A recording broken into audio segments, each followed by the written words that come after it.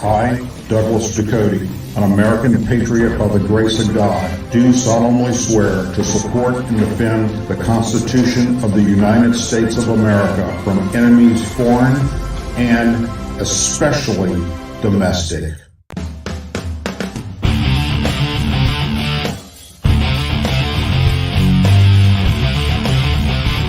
I, Douglas Ducote, an American patriot by the grace of God, do solemnly swear to support and defend the Constitution of the United States of America from enemies foreign and especially domestic.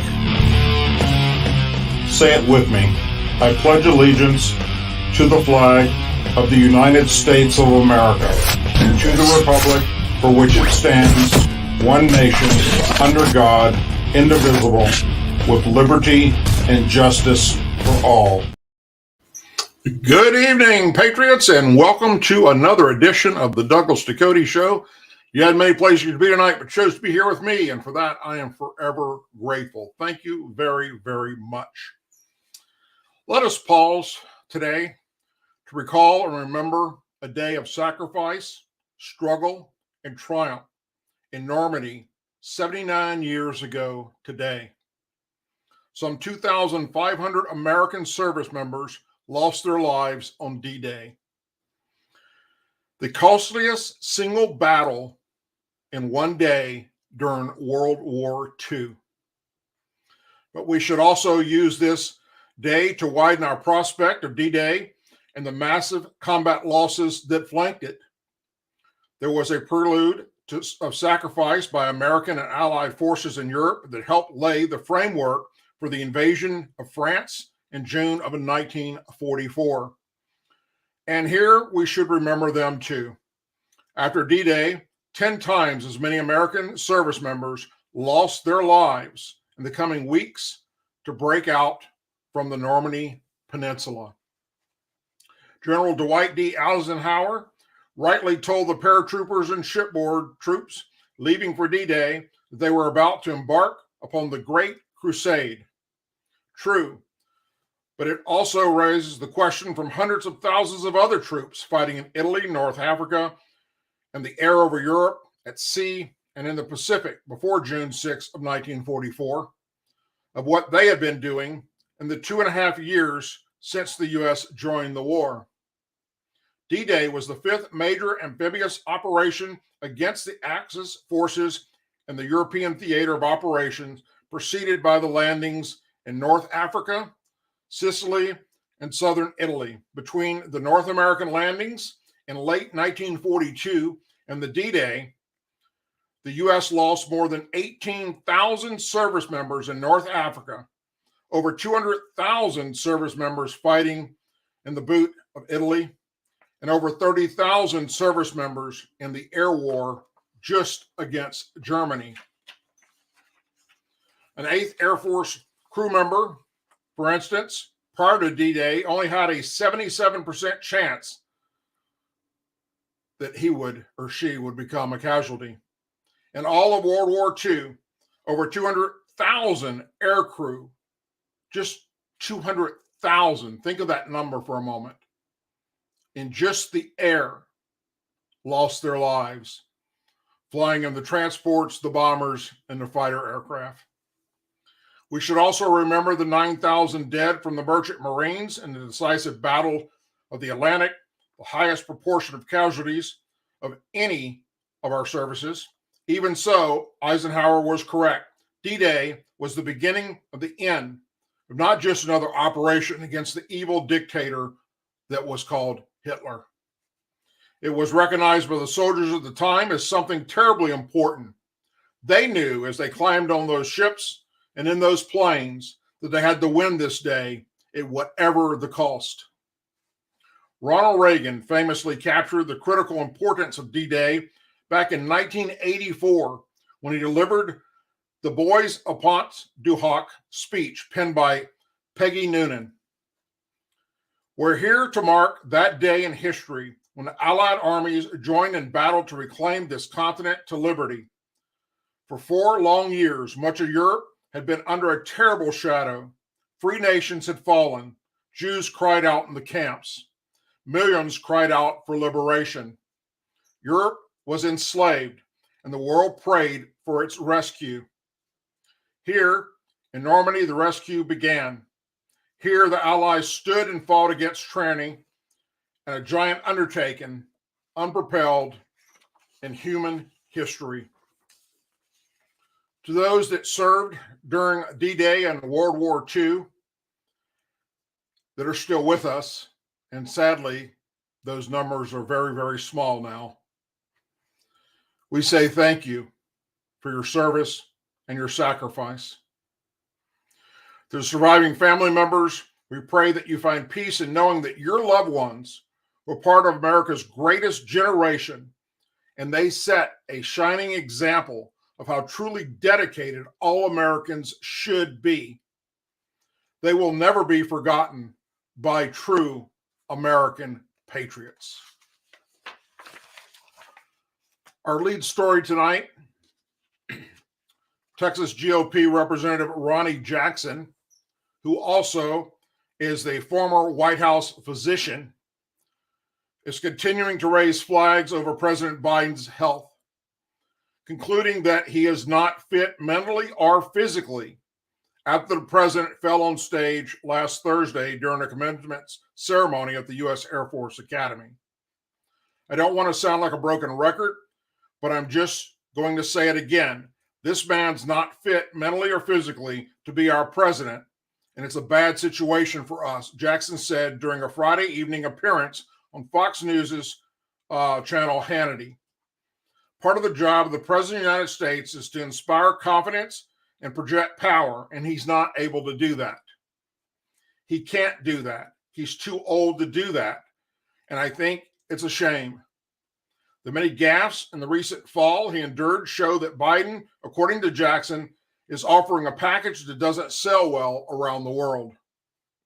I think his lack of physical ability and his physical decline is now starting to highlight the continued decline that we have been watching for so long, Jackson said. It's a package that just doesn't sell around the world, and it's becoming a national security issue for us. We have to do something about this. To think this man thinks he can be president at the age of 86 when he's 80 right now, could be in office for another 6 years, is just malpractice on the part of the White House and the West Wing to allow this to be happening for him to even be talking about running for another term, he continued. Somebody needs to be held accountable, he said. People like Jill Biden and people that surround him are supposed to love him and care about him. They should be doing something about this. And they should be stopping this because it's a shame. Jackson said he has reached a point where our commander-in-chief needs a walker in order to maneuver around at events. Could you imagine? It would be a better image than what we're seeing right now. Seeing him creeping around in a walker, he said. At least he wouldn't be falling flat on his face in front of the entire world. It's embarrassing for him. And it's embarrassing for our country.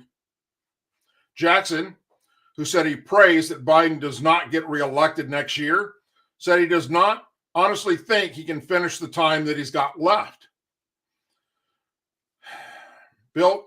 But should he finish that time, there's no way this man can be or should be president for another 4 years. Now, some of you may be asking, who is this Dr. Jackson? Well, he served as the White House physician to former President Barack Obama and Donald Trump, and has repeatedly questioned whether Biden has the mental fit for office. In April, Jackson circulated a letter among House Republicans demanding that Biden take a mental health test or drop out of the 2024 race. The latest letter, first obtained by Fox News, came shortly after Biden announced that he will seek re-election next year. We call on you to either resign immediately and renounce your bid for re-election or submit to a clinically validated mental screening assessment and make those results available to the public, read Jackson's letter, which was addressed to President Joe Biden. The letter cited Biden's age, public gaffes, and polls showing many Americans doubt the president's mental fitness. When you first announced your bid to run in the 2020 presidential election, questions and concerns were raised surrounding your mental abilities. Those concerns have also increased because your mental decline and forgetfulness have become more apparent since you were elected, Jackson wrote in the letter. Jackson led previous calls for Biden to take a mental test, including one in July of 2022 that was signed by more than 50 House Republicans. In February, Jackson called for an end to the cover-up of Biden's health after the president's physical physician claimed that he is healthy and fit to serve as commander-in-chief. The majority of Americans can see that Biden's mental health is in total decline. Yet there is no transparency from the White House on what's going on, if anything, to address this issue and his ability to do the job, Jackson told Fox News Digital at the time. Yesterday's written physical exam report released by Biden's physician, Kevin O'Connor, further confirms that this administration is still adamant about concealing the truth. The Biden administration has repeatedly brushed aside concerns about Biden's mental health. I've been talking about this for quite some time, so has many other people, that look, it's nothing to joke about. It's not funny. We currently have a president of the United States. It's just not all there. It's not his fault. This happens with some people as they get older. It could happen to you. It could happen to me, where our mental health goes away, whether it's dementia or Alzheimer's disease or other type issues that can happen to you. You can mentally decline really, really quick. And that's what's happening to our president. And nobody's doing anything about it in his inner circle. They're allowing him to trip and fall all over the place, up and down the steps of Air Force One, hell, falling in the White House, falling in the grass at the outside the White House, tripping and falling at different events, falling over while riding his bicycle by forgetting to put his legs down when he comes to a stop. This recent fall at the Air Force Academy, there's a new one of him getting off of the Marine One, the helicopter, and banging his head on the upper part of the door. This is an embarrassment. And those in his inner circle should be ashamed of themselves for not doing something about it. Now, what is that answer? I don't know. I don't know what to tell you. If he goes away, and I've said, I'm on record saying this, I've said this several times, that he will not finish out his term. It just won't happen. There's no way. Hell, he could fall tomorrow and sadly could hurt himself very, very bad and be paralyzed or worse. That's how often this is happening now.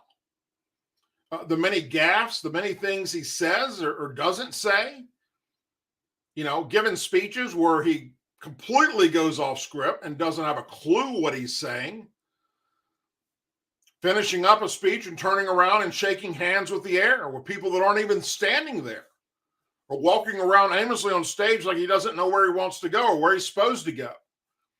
He literally needs to be led by the hand and put into place. Stand here, sir. Don't move until we signal you. And then somebody needs to be there to grab him and escort him off so he doesn't hurt himself. This is a serious issue. This isn't something to be made light of. So if and when he steps down, and again, I believe that's going to happen, we have Kamala Harris that becomes the president of the United States. The laughing hyena. Talk about mental health issues. She's not having mental health issues like Biden is. She's just batshit nuts. Okay? I mean, that's just how she laughs at everything. Even when things aren't funny, when it's serious issues, the bitch is laughing about it. Whether it's the migrants coming across the border, fentanyl, MS-13 gang members killing people, she laughs. That in itself is some type of a problem. Normal people don't laugh at shit like that. That's not funny. It's not funny when Americans are being killed. But that's what she does. Whether it's a coping mechanism to allow her to, I guess what she thinks is prosper, I don't know. Hell, she's got lower approval ratings than Biden does. So we're in a quagmire here. It's a mess. We've got two people, one that's currently running the country that's not capable of running the country mentally anymore or physically. And we have the second in command that's batshit crazy. So where do we go with this? Well, mark my words, I'm going to tell you where we're going to go with this. Before the election, Joe Biden will be removed. He will be removed from office by his own party. That's my prediction. Remember this, 6/6/2023 at 8:17 p.m., I told you he's going to be removed. And they're going to put Kamala Harris in that position. And then they're going to try and run her as the Democrat for 2024. That's what's about to take place. I feel it in my gut. I see it written all over the wall. It's a very, very bad situation. So, anyhow, the former doctor to Barack Obama for 8 years and Trump for 4 is on record now for about the 5th time saying this isn't right. There's something wrong with this man. And we're allowing it to happen. And it's sad. Moving on. White House Press Secretary Karine Jean-Pierre condemned the practice of transporting migrants because of the pressure it puts on non-border states and cities. A statement that kicked over a beehive of criticism online. Over the past year, multiple state governors have made headlines by sending busloads of migrants from America's southern border to liberal areas that claim to be sanctuary cities like Chicago, New York, Martha's Vineyard, out in California, numerous places. While some consider the busing to be nothing more than trolling or a political stunt, it has been effective, with liberal mayors complaining about the effects of migrants on their city. During Monday's press briefing yesterday, Jean-Pierre appeared to echo those blue state concerns in her admission that unchecked immigration overwhelms the cities and it amuses conservatives. No, it doesn't amuse conservatives. We're not happy with it. The border cities aren't happy with it. The border cities aren't happy that you told them to go fuck themselves and you're doing nothing to help them. Nothing. So they send them to where you all claim they're safe to go, sanctuary cities. And then we see the true hypocrisy when they get there and you go, oh no, wait a minute. No, we can't handle this. We can't be overrun with illegal immigrants. But yet you don't give a flying fuck about the border cities. So you talk out the side of your ass. Doesn't work that way. What does for you, because that's what you're doing. But the rest of us look back and go, hypocrisy 101 on full display. I've said it many times from here repeatedly, from this podium, that busing or flying migrants around the country without any coordination with the federal government We've talked about this, state or local officials as well, is dangerous and unacceptable, she said. We will continue to be very, very clear about that. It is dangerous and unacceptable because you're putting people's lives at risk. She added further, it's dangerous and unacceptable because you're putting a lot of pressure on these states and local areas. Many found grim irony in her warning that states and small towns are being overwhelmed by such dangerous and unacceptable activity. Oh, no way, conservative commentator Guy Benson replied sarcastically. Jake Snyder, RNC Research, tweeted, the irony here is rich.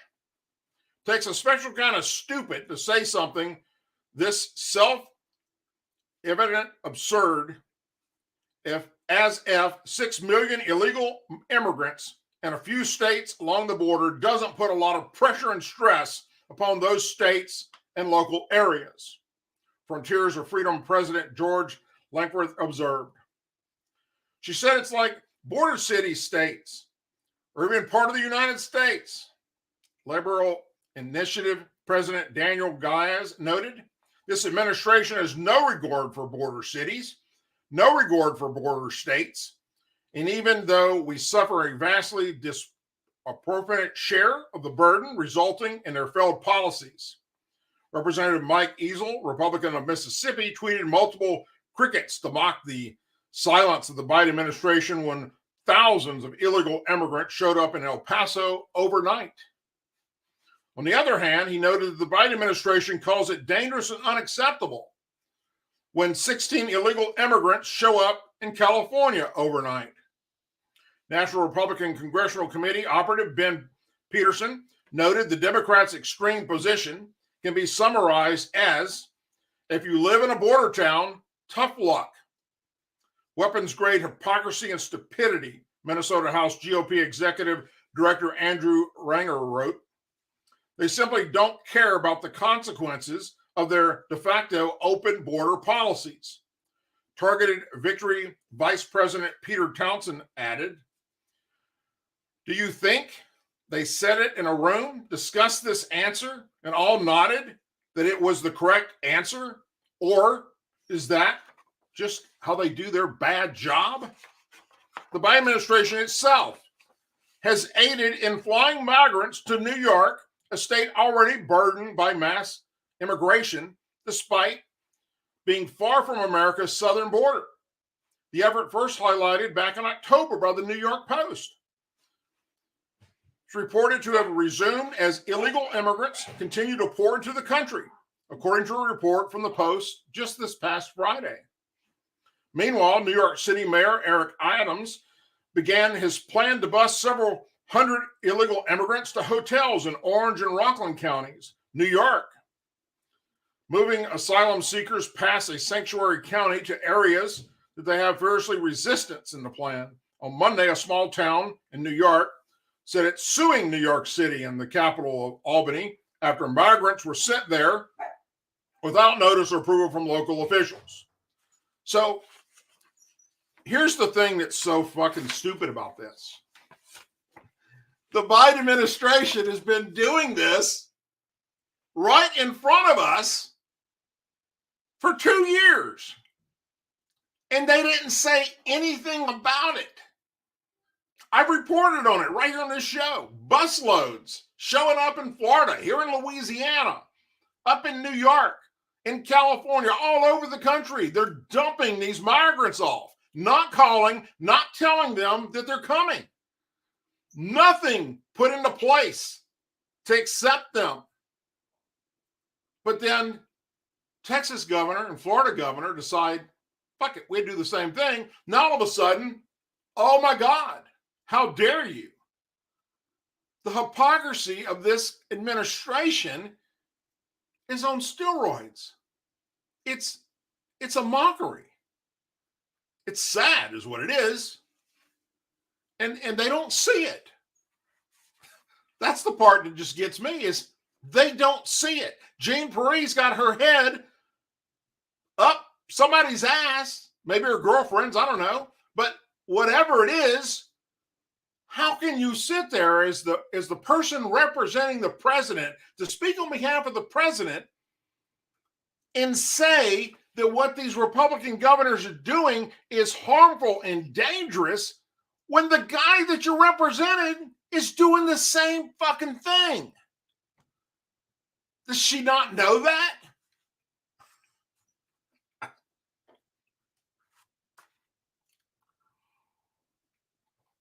You think it can't get any dumber than that? Hang on. California Democrat Governor Gavin Newsom escalated his feud with Florida Governor Ron DeSantis yesterday, appearing to threaten DeSantis with kidnapping charges over South American migrant flights to Sacramento.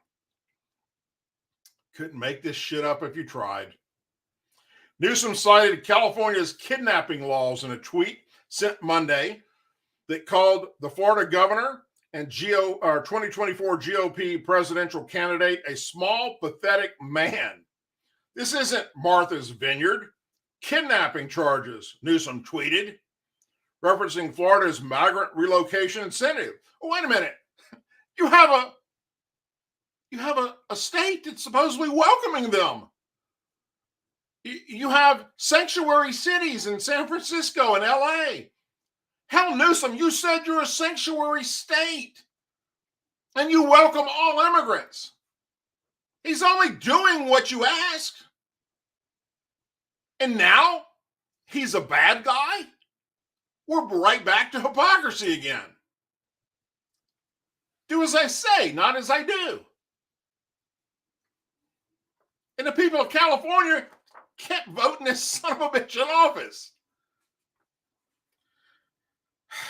DeSantis drew national headlines last year when the state of Florida flew a group of South American migrants from Texas to the liberal enclave of Martha's Vineyard, Massachusetts, which had touted broad support for sanctuary policies until they arrived. Then all of a sudden, no, you're overwhelming us. No, it's not that you're overwhelming us. It's that our rich millionaires that live in Martha's Vineyard don't want a bunch of Mexicans running around the street. That's what it's about. More than a dozen migrants were transported from Texas to New Mexico before being flown to Sacramento and left on the doorstep of a local church Friday without any evidence or warning, Newsom said over the weekend. On Monday, a plane carrying 20 migrants arrived in Sacramento. California Department of Justice officials said both groups were flown in the same contractor and were carrying documents linking the state of Florida to their relocation, the Los Angeles Times reported. My administration is also working with the California Department of Justice to investigate the circumstances around who paid for the group's travel and whether the individuals orchestrated this trip, misled anyone with false promises, or have violated any criminal laws, including kidnapping, Newsom said. California Attorney General Rob Bonte issued a separate statement Saturday announcing an investigation into the migrants' flight. Bonte said the state is evaluating potential criminal or civil action against those who transport or arrange for the transport of these vulnerable migrants. While we continue to collect evidence, I want to say this very clearly. State-sanctioned kidnapping is not a public policy choice. It is immoral and disgusting, Bonte said. Do you want the migrants or not? That's what you've been telling us for fucking years. You've been telling the border states to stop your whining, that you're a bunch of racists because you won't accept the Mexicans or the people from Central and South America. We're a sanctuary state, sanctuary cities. We will take them all. And then we deliver on the promise and now we're the bad guy. We're a nation built by immigrants, and we must condemn the cruelty and hateful rhetoric of those, whether they are state leaders or private parties, who refuse to recognize humanity and who turn their backs on extending dignity and care to human beings. DeSantis signed legislation earlier this year granting the state of Florida $12 million to continue its Allied Transport Program to send illegal immigrants to states with sanctuary city policies. The program is intended to challenge Democrats' hypocrisy towards asylum seekers and protect federal immigration policy under the Biden administration. So, I don't know. We're just doing what y'all said. You said that your sanctuary cities and your sanctuary states, you welcome all illegal immigrants. Everybody that doesn't are bigots and racist. And now all of a sudden, because we do what you said, we're bigots and racist.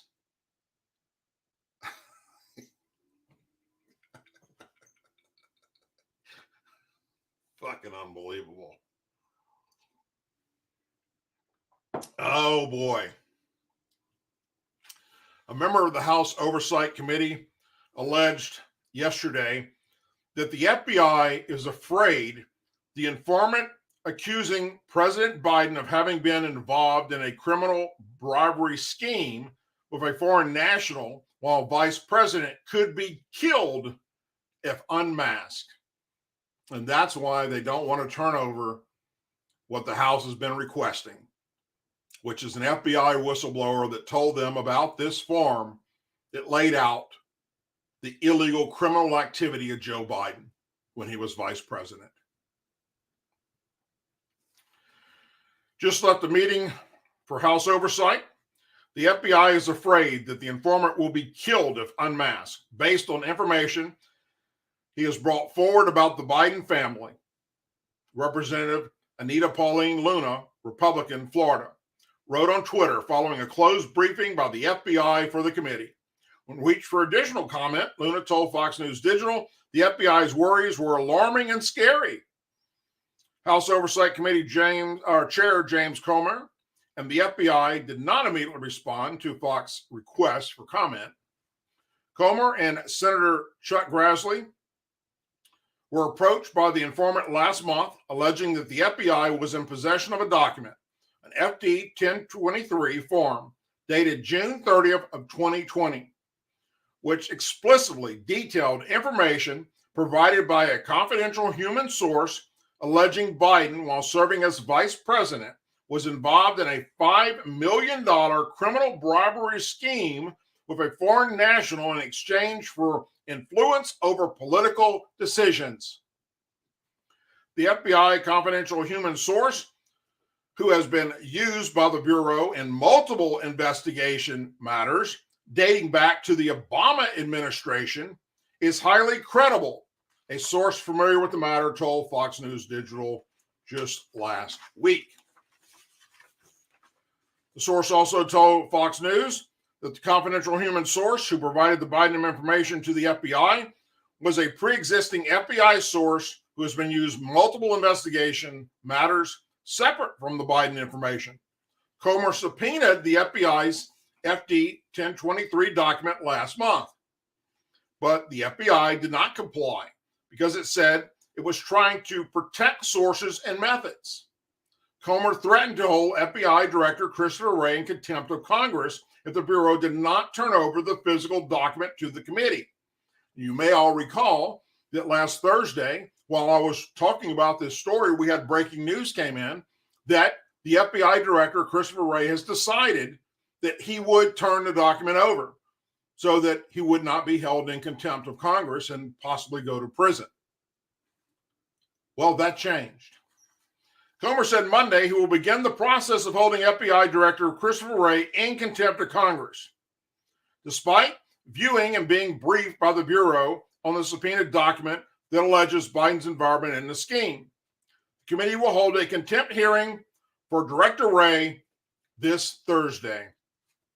We're going to be bringing the FBI Director in before Congress for contempt of Congress proceedings, as he is still conveying to shelter the Biden administration from its own sickening corruption. they told Fox News Digital. The FBI has said the move is unwarranted because the Bureau has continuously demonstrated its commitment to accommodate the committee's request, including by producing the document in a reading room at the U.S. Capitol. But see, what they're not telling you is that the House wants a copy of the fucking document to continue their investigation. That's what this oversight committee is supposed to do. That's their job, Director Wray, is to oversee this crap and to make sure that there's not a two-tier justice system. That's their job, Director Wray. You're impeding on them doing their job. So you lie and say, we're going to turn it over so you don't hold me in contempt, and then you show up with the document and say, oh, you can only look at it. Now we're taking it back. No. They want we, the people that pay your fucking salary, to see the goddamn document. That's what we want. We deserve to see the document. Redact the guy's name. We don't need to know what that guy's name is. If you're so worried about him being killed, redact that part. But let us see the document. Further proof that you just do what the Bidens tell you to do. You don't give a shit about the rule of law. You don't give a shit about justice in America. You're a pathetic excuse of an American. You do not deserve the title that you have as director of the FBI. You are a disgrace to all men and women in law enforcement, period. More than 100 retired U.S. Army Rangers signed a letter sent to congressional leaders on the subject of defacement of the National Ranger Memorial that this administration wants to do. That's how those veterans described the decision to remove the memorial from the memorial the names of Rangers associated with the Confederacy. The May 23rd letter, the National Ranger Memorial Foundation sent to Speaker of the House Kevin McCarthy and U.S. Representative Mike Rogers, Chairman of the House Armed Service Committee, doesn't mention the names targeted for removal, but an April 28th letter from retired Brigadier General Joseph Stringman, the foundation's chairman, sent the fellow Rangers, says Colonel Colin Mall, garrison commander of Fort Monroe, formerly Fort Benning, but we had to take away Fort Monroe because, he was a Confederate soldier, directed the foundation to remove 4 names from the thousands on the memorial and the pavers leading to it. Confederate Colonels John Mosley, William Cortrell, George Bowman, and Jackson Bowman. Directive is based on the September 2022 final report, the U.S. Department of Defense naming commissions sent to Congress, which recommends removing names associated with Confederacy from the U.S. military assets. Last month's change from Fort Benning's name to Fort Moore is part of that process. In its report, the commission recommended the Army remove Mosley's name from the display on the monument and the Ranger Hall of Honor at the National Infantry Museum. The commission also recommended the Army remove the names of Cortrell and the 2 Bowmans from pavers on the walkway leading up to the memorial. The memorial, established in 1992, was constructed and is maintained solely by private donations, according to the foundation. An attempt to address the treatment of our citizens of African descent, the foundation's letter says, Fort Monroe leadership has unfortunately taken a one-size-fits-all approach, which itself is a horrible treatment of all of our citizens and groups. Just keep erasing history and watch it repeat itself, you dumb motherfuckers, because that's what's going to happen.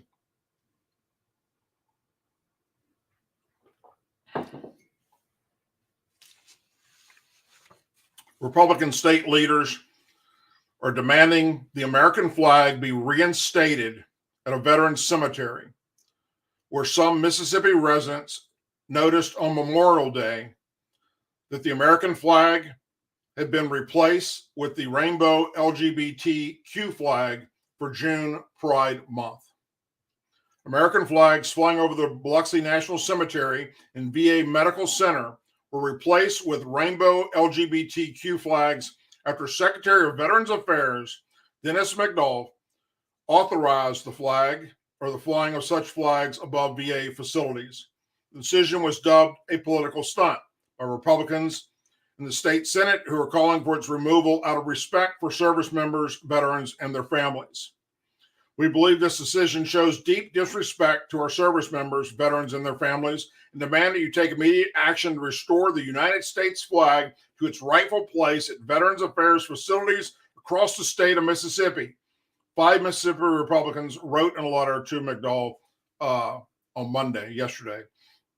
Replacing the United States flag with a flag that promotes particular sexual or gender identity goes against the very mission of our national cemeteries, the Republican wrote in a joint letter.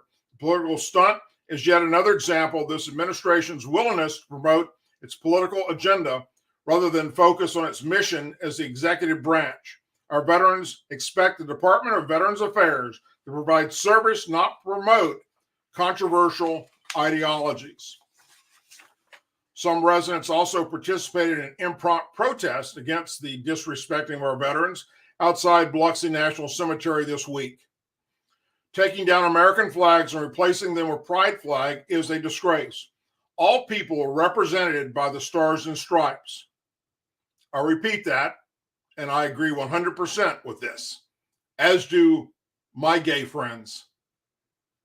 All people are represented by the stars and stripes. Black, white, Latino, gay, straight, Christian, Jewish, Muslim are all represented under the United States of America flag.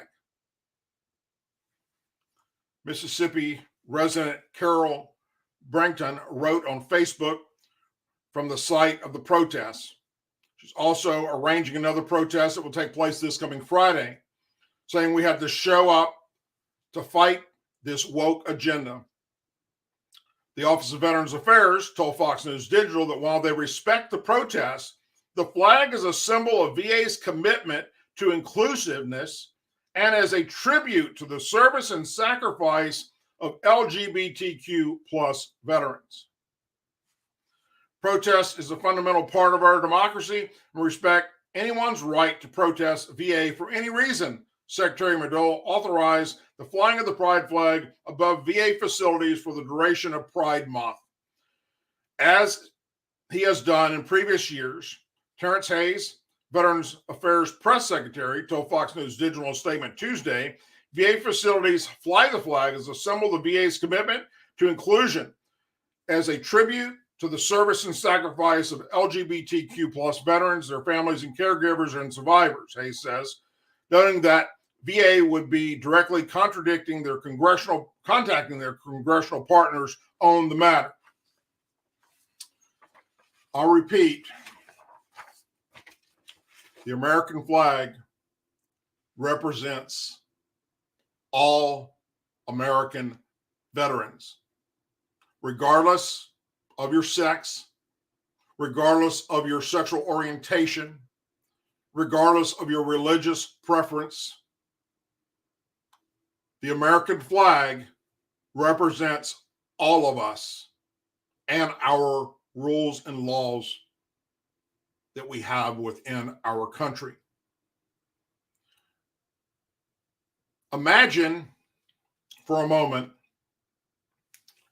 if we were to somehow come up with a group of letters for straight people and a straight person's flag, and we wanted to fly that in front of the VA facilities in the place of the American flag. We would be the racist bigots. What they're doing is wrong. Number one, you don't replace the American flag with anything. Anything. especially if it is a government or state facility, especially if the money you're receiving for your salary is coming from we the people. You do not replace the American flag with any other flag. Period. End of discussion. All veterans, regardless of their sexuality or their religious preference, are represented by the American flag. Period. End of story. Stick a fork in it and stop this absolute unacceptable bullshit of destroying our country and separating us, because that's what you're doing.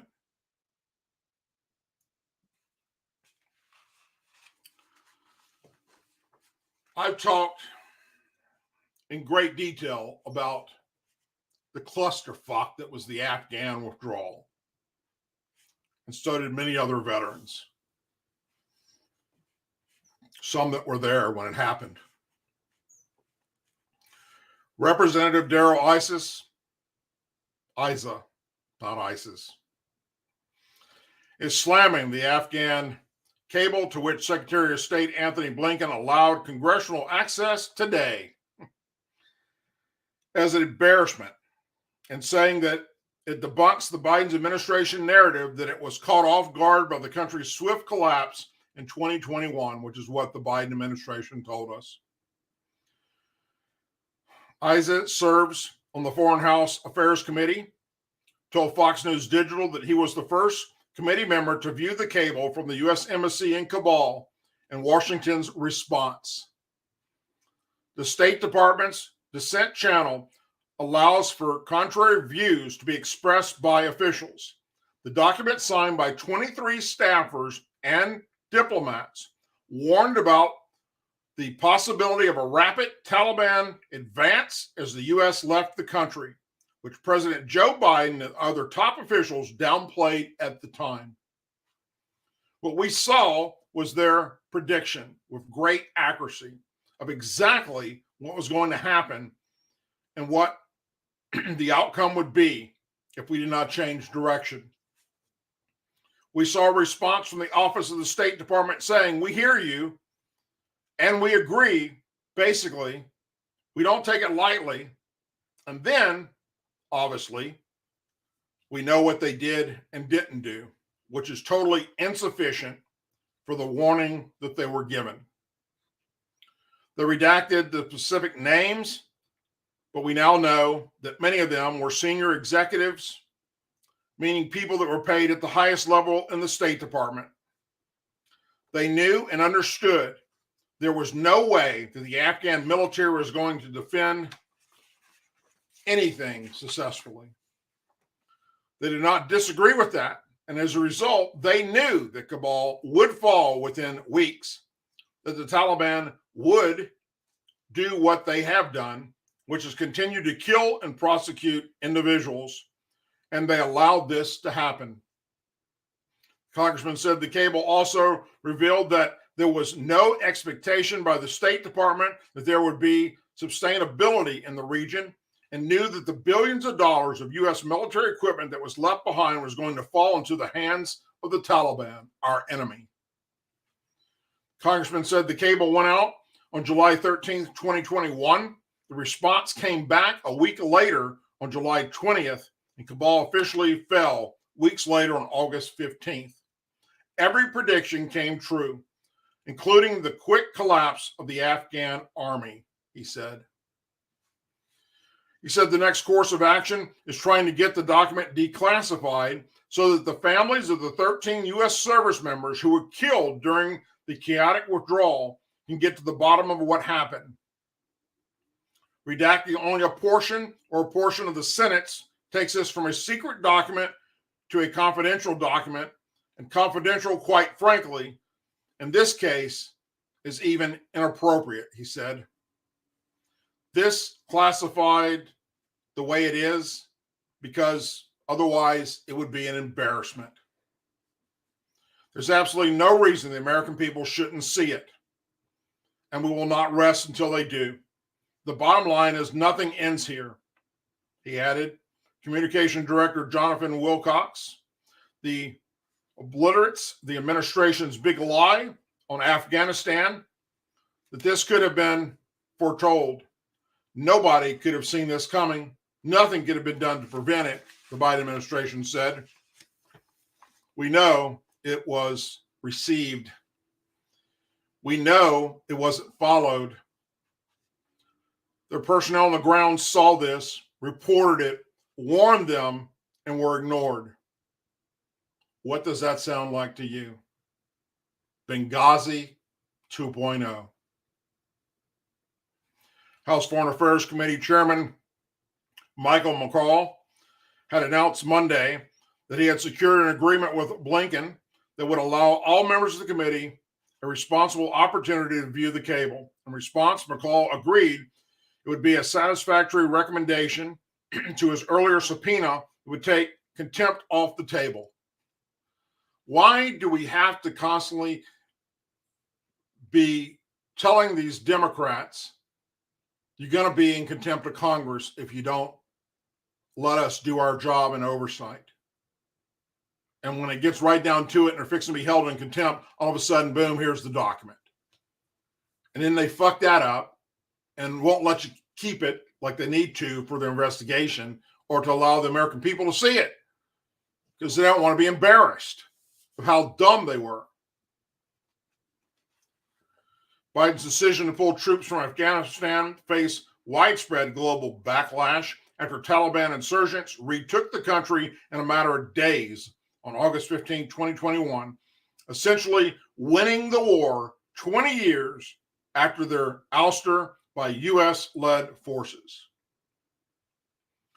Just a month earlier, Biden told Americans that the likelihood of a Taliban takeover was highly unlikely, even though those on the ground were saying that's not true. On August 18, 2021, 3 days after the Taliban seized the capital of Kabul and forced the U.S. embassy there to evacuate, Biden told ABC News George Stephanopoulos that intelligence did not indicate the Afghan government would quickly collapse, despite reports stating that that is exactly what the intelligence predicted.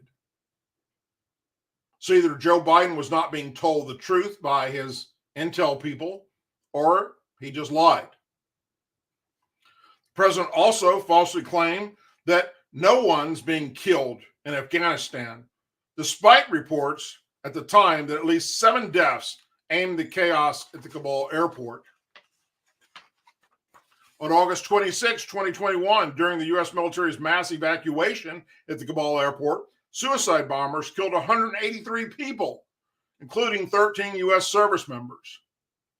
U.S. retaliated by launching 2 drone strikes against suspected ISIS-K terrorists, one of which ended up killing 10 Afghan civilians, including 7 children, whose parents were helping us. Critics immediately demanded that heads roll for the Afghanistan debacle, with calls for the firing of Blinken, National Security Advisor Jake Sullivan, Defense Secretary Lloyd Austin, and Chairman of Joint Chiefs of Staff Mark Milley. But no one was fired. Despite telling Americans after Afghanistan's fall that the buck stops with me, Biden repeatedly blamed former President Donald Trump and the Afghan military for the country's swift collapse.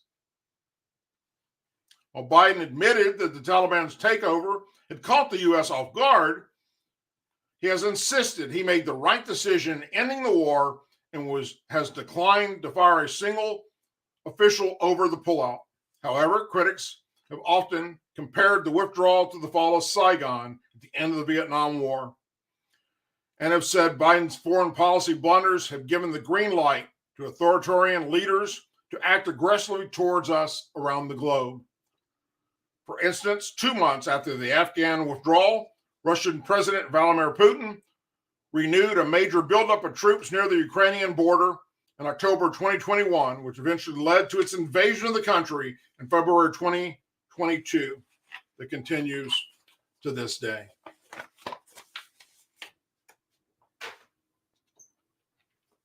absolute chaotic mess. It didn't have to happen the way it did. And no one's being held responsible for it. No one. Now for a story that is literally out of this world. This should be, in my opinion, the biggest news covered by every news organization on planet Earth should be talking about this. Fox is, and CNN is. But that's the only two I was able to find anything on this story. An Air Force veteran is blowing the whistle on alleged secret U.S. military programs, which he claims have been retrieving craft of non-human origin for at least several decades. David Charles Roche, a 36-year-old decorated former combat officer that served in Afghanistan, served in the National Reconnaissance Office, acting as their representative to Congress, Unidentified Aerial Phenomenal Task Force from 2019 to 2021. So this is one of the guys that the Pentagon chose in the Air Force be put on that task force to look into all these UFO sightings. Instead of calling it UFOs, they decided to call it Unidentified Aerial Phenomena. At the National Geospatial Intelligence Agency, he also served from late 2021 to July 2022 as co-lead of Unidentified Aerial Phenomena Analyst and its representative to the task force, which was recently renamed the All-Domain Anomaly Resolution Office. So it doesn't get any higher, really, when it comes to military personnel that our government put in position to look into these UFOs. The debrief first reported, and it was yesterday, that Grosh said he filed a whistleblower complaint to Congress and the Intelligence Community Inspector General on classified information that he insists proves the recovery of partial fragments through and up to fully intact vehicles have been made for decades through the present day by the U.S. government, its allies, and defense contractors. The recoveries have been determined through analysts to be not of human intelligence, rather extraterrestrial or unknown origin. Based on the vehicle morphologies and material science testing and the possession of unique atomic arrangements and radiological signatures, he said, we're not talking about prosaic organs or identities. He said of the information he submitted to Congress and the Inspector General. The material includes intact and partially intact UFOs. He also sat down for an interview with News Nation, claiming that many senior and former intelligence officers, many of whom he knew nearly his whole career, began confiding in him and providing documents and other proof that they were part of a secret craft retrieval program that the UAP task force was not read into. These are retrieving non-human organ technical vehicles, call it a spacecraft if you will, non-human exotic organ vehicles that have either landed or crashed here on Earth. Well, naturally, when you recover something that's either landed or crashed, sometimes you encounter dead crew members. And believe it or not, as crazy as it sounds, it's true. We're definitely not alone, he said. The guy that was in charge of this program that the Pentagon just recently put into play has now come out and said, we got to tell the American people this. We have the crafts. We have the dead aliens. Why are we still covering this shit up? Data points quite experimentally that we're not alone. He told the debriefed and unidentified flying object UFO legacy program have long been concealed, with multiple agencies nesting UAP activity in conventional secret access programs without appropriate reporting to various oversight authorities.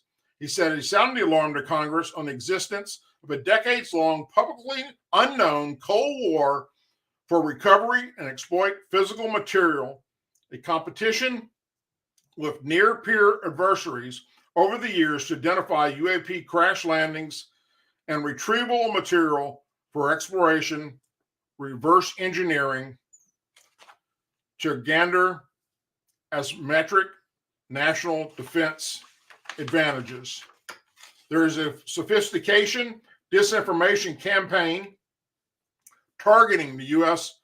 populace, which is extremely unethical and immoral, he told the News Nation, recognizing a great personal risk and obvious professional risk and speaking out publicly on the topic. He said it began providing hours of recorded classified information described into hundreds of pages, which included specific data about the materials recovery program to Congress starting in 2022.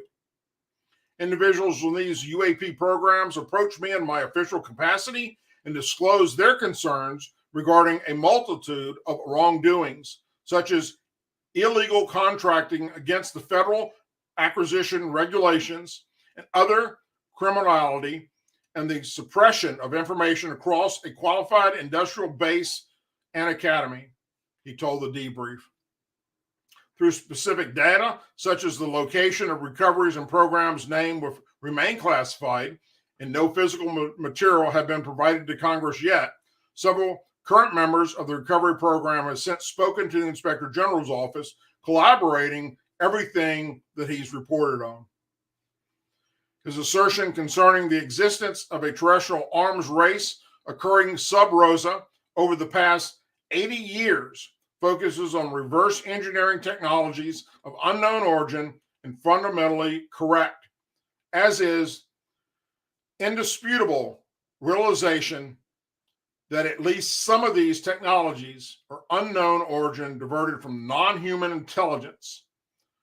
Colonel Neal, a retired Army colonel who worked with Goshen on the UAP task force, told the debrief. Per protocol, he notified the Department of Defense of the information he intended to disclose to the debrief. And guess what? The Pentagon cleared those intended on the record statements for open publication.